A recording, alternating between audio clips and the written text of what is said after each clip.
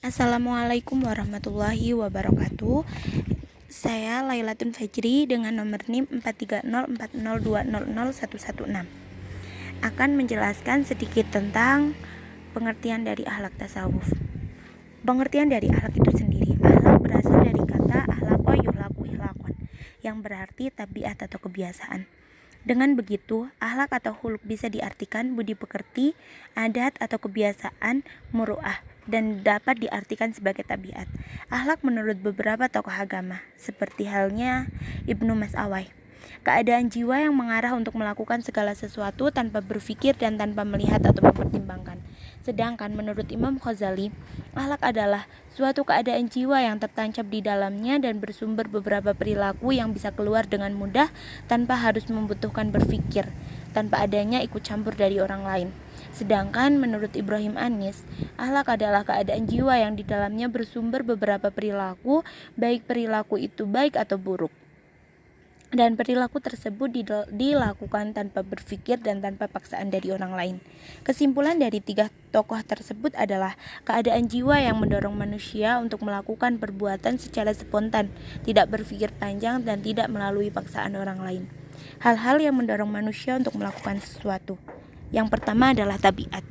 Tabiat adalah suatu dorongan jiwa yang dipengaruhi oleh lingkungan manusia, tetapi disebabkan oleh naluri atau faktor keturunan. Kemudian yang kedua adalah akal pikiran. Akal pikiran adalah dorongan jiwa yang dipengaruhi oleh lingkungan manusia setelah mendengar, merasakannya, hanya bisa melihat yang lahir. Kemudian hati nurani adalah dorongan jiwa yang dipengaruhi oleh alat kejiwaan dan bersifat abstrak. Dalam dunia pembelajaran juga terdapat tiga hal yang mempengaruhi manusia untuk melakukan sesuatu. Yang pertama adalah natiisme atau diri sendiri, dan yang kedua empirisme atau lingkungan, dan yang ketiga adalah konvergensi dalam diri kita dan luar diri lingkungan, atau bisa disebut dengan campuran. Kemudian tasawuf sendiri itu berasal dari kata sofa atau sofia yang artinya suci.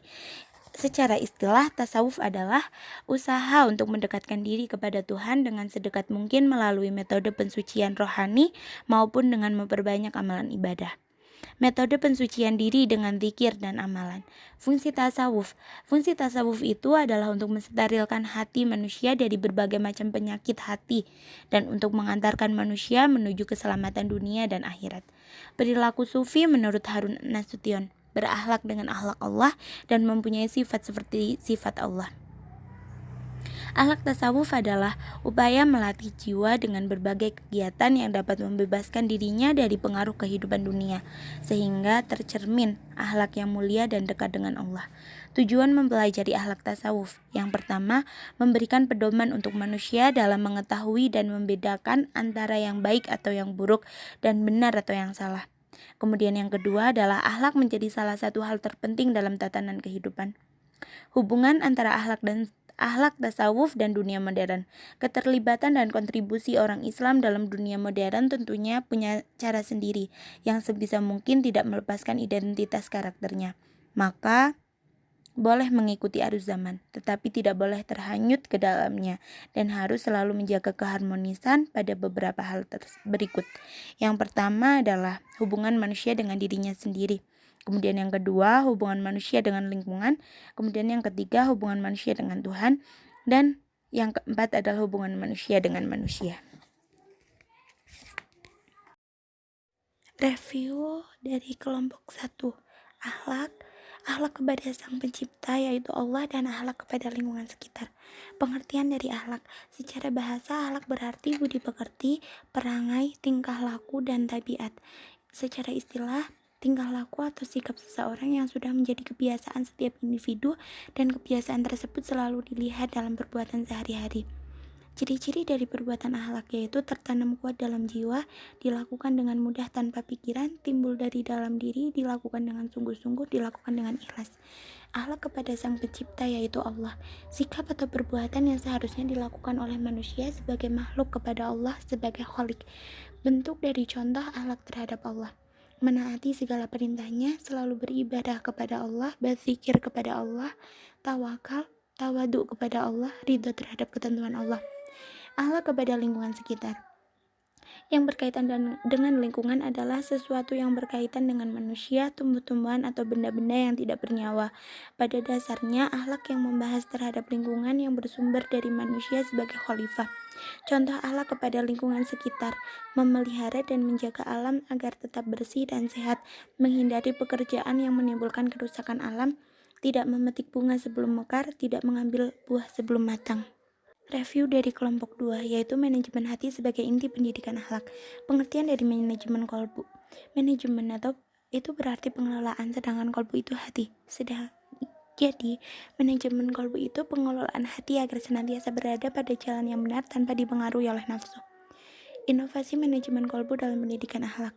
Upaya yang dapat dilakukan untuk pencerahan kolbu diantaranya adalah membiasakan sekuat daya untuk melakukan pembersihan atau pelurusan kolbu, senantiasa berkemauan kuat untuk meningkatkan kemauan diri dalam bidang apapun. Pembersih hati ada 5 tahap. Yang pertama, adanya tekad kuat untuk membersihkan hati. Yang kedua, memiliki ilmu mengenai pemahaman atau pengenalan diri. Yang ketiga, menafakuri diri sendiri melalui evaluasi diri. Yang keempat, proses mengevaluasi diri perlu diperluas bagaimana diri mau belajar dari diri orang lain.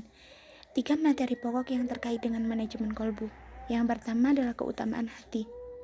Mengenal potensi manusia, potensi diri sendiri, serta pengenalan diri. Yang kemudian penyakit hati dan cara menjaga hati. Penyakit hati diantaranya adalah rasa cemas, bila diri sempit hati, ria, amarah, dendam, hibah. Sedangkan cara untuk menjaga hati diantaranya dengan bersolat, zikir, latihan menguasai nafsu, jangan lalai, takutlah kepada Allah, jangan rakus, duduklah bersama orang-orang soleh. Review dari kelompok 3 yaitu taubat. Pengertian dari taubat. Secara bahasa, taubat berasal dari kata tawaba yang bermakna kembali.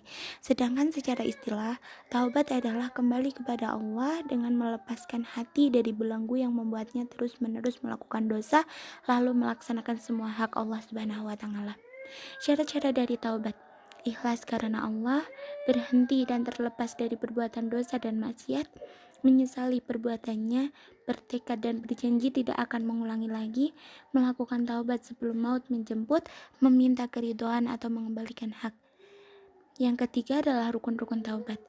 Yang pertama, berhenti dari maksiat, menyesal atas dosa-dosa yang telah dikerjakan, berjanji dengan sungguh-sungguh untuk tidak mengulangi berbuat dosa.